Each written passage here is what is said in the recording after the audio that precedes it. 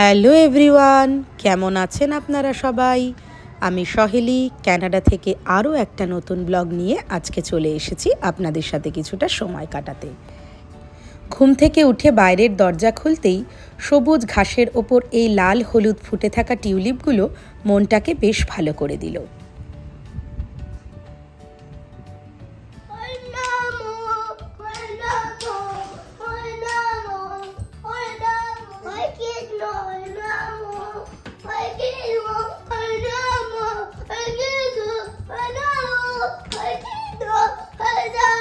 আহা, কি ভাগ্য আমার! শনিবার দিন ঘুম থেকে উঠেই কানে এমন সুমধুর কৃষ্ণ নাম জপতে শুনলাম। কিন্তু এই কৃষ্ণ নাম শুনে মন ভরলেও পেট তো ভরবে না, তাই জন্য ঢুকে পড়লাম রান্নাঘরে। কিছু কিছু দিন কেন জানি না সকালবেলা উঠে থেকেই রান্নার ভূত চাপে। আজকেও সেরকমই একটা দিন। সকালবেলা কিচেনে ঢুকেই মনে হলো আজ কিছু একটা স্পেশাল বানাই। আর স্পেশাল বললেই একটা খাবারের কথা সবার মুখে সব সময় যেন চলেই আসে। এ এক অদ্ভুত খাবার, ছোট বাচ্চা থেকে বুড়ো মানুষ সকলেরই পছন্দ। আবার ছোট রেস্টুরেন্ট থেকে বড় রেস্টুরেন্ট কোথাওই এর স্বাদের খুব একটা তারতম্য হয় না। আর সব থেকে মজার ব্যাপার হলো এই খাবারটা কখনো একলা আসে না, জোড়ায় আসে। বলুন দেখি কি? আচ্ছা, এতক্ষণে হয়তো অনেকেই বুঝে গেছেন আমি কি খাবারের কথা বলছি। ঠিক, আজকে আমি বানাবো বাড়িতে চিলি চিকেন আর ফ্রাইড রাইস। ফ্রিজ খুলে দেখলাম সব কিছুরই মোটামুটি জোগাড় আছে। তাহলে আর দেরি কিসের, চলুন লেগে পড়ি। কি করবি, কি দেখবি? এই যে কি, এটা কি বল? এটা কি বল? Good job. আর এইটা কি জানিস? হ্যাঁ। কি এটা? বিনস। না, এটা বিনস না, এটাকে বলে হচ্ছে গ্রিন অনিয়ন্স। Green onion. তুই খাবি চিলি চিকেন? চিলি চিকেন খাবি? আচ্ছা, তোকেও করে দেবো তাহলে আজকে একটু চিলি চিকেন। চিলি চিকেনের সাথে কি খাবি? চিলি চিকেনের সাথে কি খাবি? হ্যাঁ, ভাতু না পরোটা? ভাতু। ছোটো করে কেটে রাখা চিকেনের থাই পিসগুলোকে একটু গোলমরিচ, কাশ্মীরি লঙ্কার গুঁড়ো, নুন, লেবুর রস, ডিমটা ফাটিয়ে আর তার সঙ্গে একটু কর্নফ্লাওয়ার দিয়ে এটাকে মেখে কিছুক্ষণ রেখে দিলাম। কর্নফ্লাওয়ারটা কিন্তু আমি খুব বেশি পরিমাণ ইউজ করি না, তাহলে চিকেনের বলগুলো খুব মোটা মোটা হয়ে যায়, যেটা আমার ভালো লাগে না। এরপরে এটাকে গরম তেলে একটু ডিপ ফ্রাই করে নিচ্ছি। ওটা ফ্রাই হতে হতে চকর চিলি চিকেনের জন্য একটুখানি ভেজিস কেটে নিলাম, কারণ ওর প্রত্যেকটা মিলেই আমার খাওয়ার স্বাদের সাথে সাথে পুষ্টিটাকেও মাথায় রাখতে হয়। চকর চিকেনটাকে জাস্ট একটু লেবুর রস, গোলমরিচ, নুন দিয়ে মেখে রেখেছি। এটাকে কিন্তু আমি ডিপ ফ্রাই করব না, শ্যালো ফ্রাই করে নেব। লো ফ্লেমে উল্টে পাল্টে আমাদের চিকেনের বলগুলোকে বেশ লাল করে ভেজে নিলাম।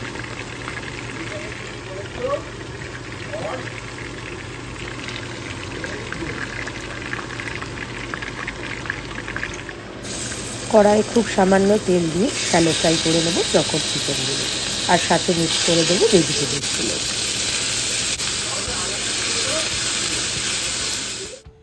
চিকেন আর ভেজিসগুলো সেদ্ধ হতে থাক, ততক্ষণে বানিয়ে নিই একটা সস। কিছুটা টমেটো কেচাপ নিলাম, যেটা ঝাল ছাড়া, তার মধ্যে অ্যাড করলাম সয়া সস। ভেজিস আর চিকেন বেশ সুন্দর ভাজা ভাজা হয়ে সেদ্ধ হয়ে গেছে। এর মধ্যে এবারে সসটা অ্যাড করে দেব। বাটি ধোয়া জলটা দিয়ে এবার আরেকটু ঢেকে সেদ্ধ হতে দেব। দেখ, চিলি চিকেন ভাজা উঠেছে, খাবি? গরম।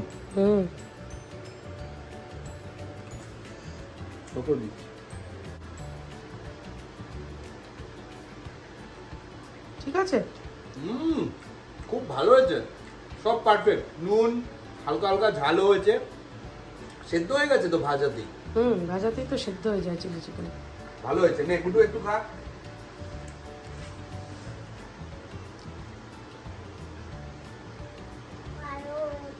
ভালো হয়েছে, থ্যাংক ইউ। বাহ, চকর চিকেনটাও রেডি হয়ে গেছে। বেশ সুন্দর রং এসছে কিন্তু চকর চিকেনেও, যদিও এখানে চিলির কোনো ব্যবহার নেই।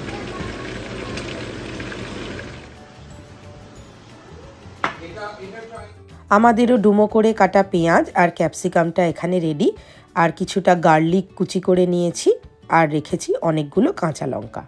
ও হ্যাঁ, সাথে টমেটোটাও কুচি করে নিতে হবে এবার।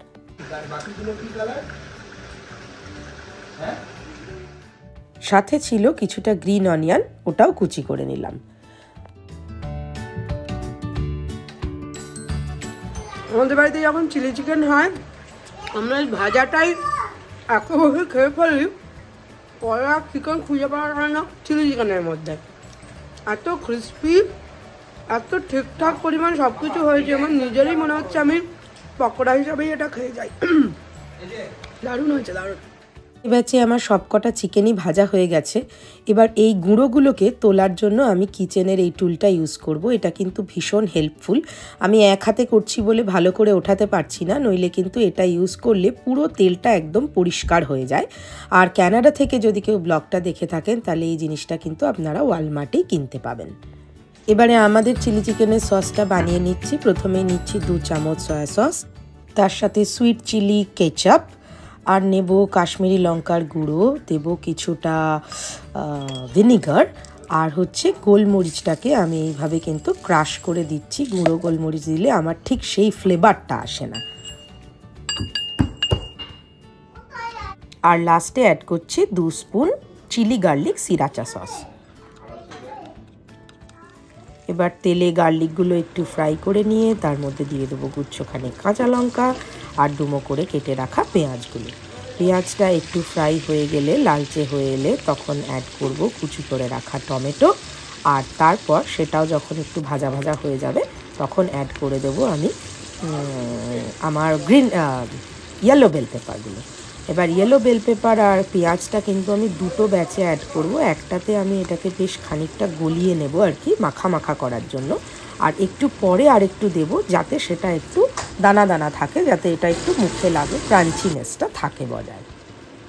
ভাজা হয়ে গেলে এবার বানিয়ে রাখা সসটা ওপর থেকে দিয়ে দেবো। এইবারে এতে অ্যাড করে দিয়েছি ভেজে রাখা চিকেনগুলো। কিছুক্ষণ একটু নাড়াচাড়া করে তারপরে আমার মনে হলো যে গ্রেভিটা আর একটু বেশি হলে ভালো হয়। এটা একদম ড্রাই চিলি চিকেনটা পারফেক্ট হয়েছে, বাট যেহেতু রাইসের সাথে খাবো তাই জন্য একটুখানি জল দিয়ে ঢাকা দিয়ে গ্রেভিটাকে আর একটুখানি থিক করে নিচ্ছি। নাও ইটস পারফেক্টলি ডান। এর মধ্যে আরও কয়েকটা কাঁচা লঙ্কা অ্যাড করলাম, যেহেতু আমরা লঙ্কা খেতে বেশ ভালোবাসি, ঝালটা পছন্দ করি। আপনারা ঝালটা নিজেদের মতন বুঝে দেবেন। তো chilli chicken is ready. Now it's time to garnish it with some green onion. আর এরপরে আমি করব ফ্রাইড রাইসটা, যার ভাতটা আমি কিন্তু আগেই করে রেখেছি। সেই রাইস থেকেই কিছুটা রাইস বাটারের মধ্যে একটু নেড়ে চেড়ে তার মধ্যে পিস দিয়ে চকোকেও দিলাম আজকে chilli chicken and fried rice. কে খাবে? এই ফ্রাইড রাইসটা কিন্তু আমি একদম ইন্ডিয়ান ফ্রাইড রাইস বানাবো। আমি এটা চাইনিজ ফ্রাইড রাইস বানাচ্ছি না, কারণ আমরা একটু চিলি চিকেনের সাথে দেশি ফ্রাইড রাইসটাই খেতে ভালোবাসি। তো কড়াইতে অলরেডি তেল গরম হয়ে গেছে, আমি তার সঙ্গে একটু ঘি মিক্স করে দিচ্ছি। ফোড়নে দেবো তেজপাতা আর গোটা গরম মশলা। রাইসটা আমি আগে থেকেই করে রেখেছিলাম। 80% কুক অবস্থায় আমি এটা নামিয়ে দিয়েছি। যখন আমি চালটা ফুটিয়েছিলাম, আমি জলের মধ্যে দারচিনি আর তেজপাতা দিয়েছিলাম। আর এখানে আমি রাইসটা যাতে ভেঙে না যায়, প্রথমে কিছুটা ব্যাচ রাইস দেব, তারপরে নুন মিষ্টি দিয়ে নাড়াঘাটা করে নেব। আবার দেখুন আমি সেকেন্ড ব্যাচের রাইসটা দিয়েছি, দিয়ে এবার আমি নুন মিষ্টি দিয়ে নাড়াঘাটা করে নিচ্ছি। এইভাবে আমি ব্যাচে ব্যাচে করব, যাতে কিনা চালগুলো ইনট্যাক্ট থাকে, লম্বা থাকে, এটা ভেঙে না যায়। পাশে একটা ফ্রাইং প্যানে আমি কিছুটা কাজু বাদাম ভেজে নিচ্ছি, আর আমি ভেজিটেবলসও ভেজে নেব। তবে আমি আজকে ফ্রেশ ভেজিটেবলস ইউজ করিনি, এখানে আমি ফ্রোজেন কাট ভেজিটেবলস ইউজ করছি। লাস্ট ব্যাচ অফ রাইসটা দেওয়ার পর এবারে আমি পুরো জিনিসটাকে ভেজিটেবলস আর কাজু বাদাম দিয়ে একবারে মিক্স করে নেব। লাস্টে আমি দেব আসল ইনগ্রেডিয়েন্টসটা, যেটা হলো একটা গুঁড়ো মশলা। এটার মধ্যে আমি কি নিয়েছি আপনাদের দেখাচ্ছি, চলুন। আমি নিয়েছি এলাচ, গোলমরিচ আর হলো দারচিনি। এই তিনটে জিনিসকে আমি এখানে গুঁড়ো করে নিচ্ছি। লাস্টে সেই গুঁড়ো মশলাটা ওপর থেকে ছড়িয়ে, আর আপনি যদি চান ওপর থেকে অল্প একটুখানি ঘি দিতে পারেন, তাহলে একদম বিয়ে বাড়ির ফ্রাইড রাইসের মতন খেতে হবে। সেটা আমি হলপ করে বলতে পারি। আপনারা একবার ট্রাই করে আমাকে জানাবেন প্লিজ। ব্যাস, আর দেরি কিসের, জমিয়ে একদম খেতে বসে পড়েছি শনিবার দুপুরে চিলি চিকেন আর ফ্রাইড রাইস সহযোগে। বাড়িতে আজকে আমি 2 জন ক্লিনার লাগিয়েছি। কত ডলার পার আওয়ার? কত ডলার? How much? কত dollar per hour? $50 per hour? Oh, you guys are costly. Can you make it $30 per hour? Not possible. Not possible? Not at all? Okay. But we are special. তাহলে ভালো করে হবে তো? হ্যাঁ। এটা কি দিয়ে হচ্ছে? আপনি কি দিয়ে করছেন ক্লিন আপ? বাবা কিসে তুলছে? ও, তুই ব্রুম দিয়ে করছিস, বাবা ভ্যাকিউম দিয়ে? না না, এটা করার দরকার নেই, থ্যাংক ইউ সো মাচ। এটার দরকার নেই স্যার, এটা করার দরকার নেই। ফ্লোরটা করুন তাহলেই হবে, প্লিজ ফ্লোরটা করো। আমরা বেরিয়ে পড়লাম চেরি ব্লসম দেখার জন্য। চেরি ব্লসমটা হচ্ছে কানাডাতে যখন শীতকালটা যায় আর গরমকালটা আসে, তার মাঝখানে যে একটা কাল বসন্ত, সেই বসন্তকালটা কিন্তু এখানে খুব সুন্দরভাবে ফিল করা যায়। ইন্ডিয়াতে ইউজুয়ালি যেটা আমরা দেখতেই পাই না বা বুঝতেই পারি না, ইন্ডিয়াতে তো এখন শুধু 3টে কাল, বর্ষা, শীত আর গরম, কিন্তু এখানে কিন্তু প্রত্যেকটা ঋতুর একটা সিগনিফিকেন্স আছে। তো এই বসন্ত যেটা, স্প্রিংয়ের সময় সব থেকে বড় ইভেন্ট হচ্ছে চেরি ব্লসম। আমরা যেটা চিরকাল জেনে আসছি যে বসন্ত হচ্ছে একটা জীবনের প্রতীক, যে একটা নতুন করে কিছু ফুটছে, সেখান থেকে ফল হচ্ছে। তো তার একদম বেস্ট এক্সাম্পল হলো চেরি ব্লসম। চেরি গাছ, যেগুলো আমরা চেরি ফল, অ্যাকচুয়ালি ইন্ডিয়াতে যেগুলো চেরি হিসাবে খাই আমরা, সেগুলো তো খেয়ে এসেছি, সেটা তো করম চা। সেটা এখানে আসার পরে বুঝতে পেরেছি এখানে কিন্তু চেরি ফল রীতিমতো অরিজিনাল গাছ থেকে পাওয়া যায়। তা আসল কথায় আসি, চেরি ব্লসম হলো সেই চেরি গাছগুলোতে এই সময় হচ্ছে ফুল ফুটে। সেই ফুলগুলো দেখতে অসাধারণ হয়, পিঙ্ক আর হোয়াইট, সেটা মিলিয়ে মিশিয়ে ফুলগুলো হয়। পুরো গাছটায় কোনো মানে পাতা দেখা যায় না, শুধু ফুলে ভর্তি হয়ে থাকে। তো ওই যে চেরি ফুলের যে ফুল ব্লুমটা, ওইটাকে বলা হয় হচ্ছে চেরি ব্লসম। এরপরে এই ফুলগুলো ঝরে গিয়ে ওই গাছগুলোতেই হবে চেরি, এবং সেই সময় আরেকটা ইভেন্ট হবে, সেটা হচ্ছে চেরি পিকিং। মানে মানুষজন নিজেরা গিয়ে নিজে হাতে করে চেরি তুলতে পারবে ফার্মে। তো সেটা পরে হবে, সেটা হতে এখনো পর্যন্ত দেরি আছে আরও, ওটা সামারে হবে। বাট এই বসন্তকালে যে চেরি ব্লসমটা হয়, তার যে একটা অদ্ভুত সৌন্দর্য, সেটা যে অ্যাকচুয়ালি বসন্তের আভাসটা নর্থ আমেরিকাতে বয়ে আনে, চলুন আজকে সেটাই আপনাদের এক্সপিরিয়েন্স করাবো। আমরা এই চেরি ব্লসম দেখতে এখন চলে এসেছি সেন্টেনিয়াল পার্ক এটোবিকোতে। এটা টরন্টো শহরের বেশ কাছেই উপস্থিত আর কি। এসে তো চমকেই গেলাম দেখে যে এত সুন্দর রাস্তার দুধার দিয়ে শুধু চেরি গাছ লাগানো আছে। আমরা এত বছর শুধু হাই পার্কেই যেতাম, যেটা এখানকার most hyped place cherry blossom দেখার জন্য, বাট এখানটা দেখে এখনও অবধি মনে হচ্ছে যে এটা হাই পার্কের থেকেও ভীষণ সুন্দর। চলুন সামনে গিয়ে দেখা যাক যে চেরি ব্লসম এবার কতটা সুন্দর হয়েছে টরন্টোতে।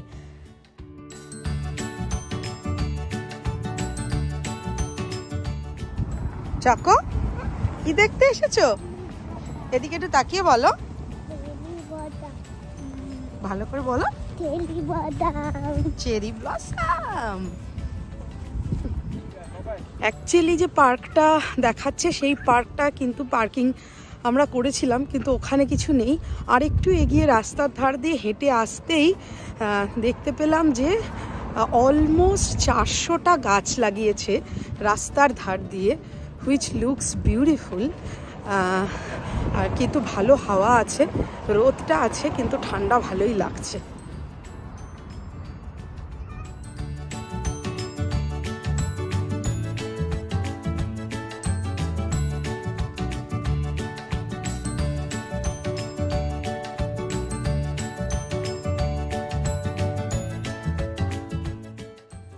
দেখেছেন, ঠিক যেমনটা বলেছিলাম, গাছের কোনো পাতা আপনি দেখতে পারবেন না, পুরো গাছটাই ভরে রয়েছে এরকম সাদা আর গোলাপি ফুলে।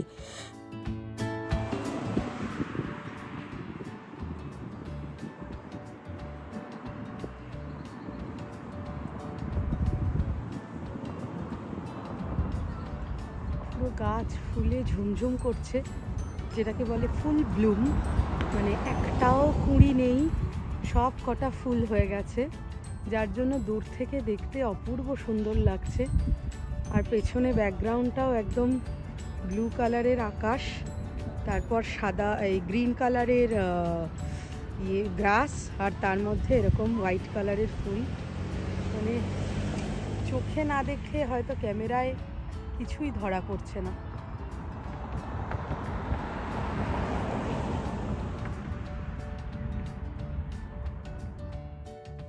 সত্যি তাই, চোখে যা দেখছি আর ক্যামেরায় যা বন্দি করছি, দুয়ের মধ্যে বড় অন্তর। আর পরের পর এইরকম সুন্দর সাদা ফুলে ঝুমঝুমে গাছ দেখতে যে কি অপূর্ব লাগছিল, সেটা বোধহয় আমি আপনাদেরকে বর্ণনা করে বোঝাতে পারবো না। কিছু কিছু গাছের মধ্যে দেখুন গোলাপি আভাটা দেখা যাচ্ছে, কিন্তু দূর থেকে দেখলে ম্যাক্সিমাম গাছটাই সাদা মনে হচ্ছে। আর ফুলগুলো একটুখানি টাচ করে দেখতেও ভালো লাগে, তবে অবশ্যই কেয়ারফুল থাকি যাতে এটা ছিঁড়ে না যায়। আমরা মোটামুটি ফটো তোলা হয়ে গেছে, চলে আসছি, তখন চকো বলছে ওর ওয়াশরুম এমার্জেন্সি পিপি পেয়েছে। আর এই এরিয়ার আশেপাশে তো কোথাও কিছু নেই, তো আমরা এখন যেটা করি সেটা হলো যে ওর যে মানে ছোটো পটি সিটটা, যেটাতে ওর পটি ট্রেনিংটা শুরু করেছিলাম, ওইটা এখন গাড়িতে সবসময় তুলে রাখি। তাহলে কি হয় যে কোনো রকম এমার্জেন্সিতে গাড়ির ট্রাঙ্ক, মানে ডিকি যেটাকে বলি আমরা, গাড়ির ট্রাঙ্কের মধ্যে ওটাকে বসিয়ে ওকে ওখানেই পিপি করিয়ে নিতে পারি। আর যদি ইয়ে হয়, পুপু পায়, তাহলে যেটা করি ওটার উপরে একটা ডাইপার দিয়ে দিই ওই সিটটার উপরে, তো ওটার মধ্যেই বসে করে, তো ওই ডাইপারটাকে খুলে মুড়ে ডাস্টবিনে ফেলে দিই।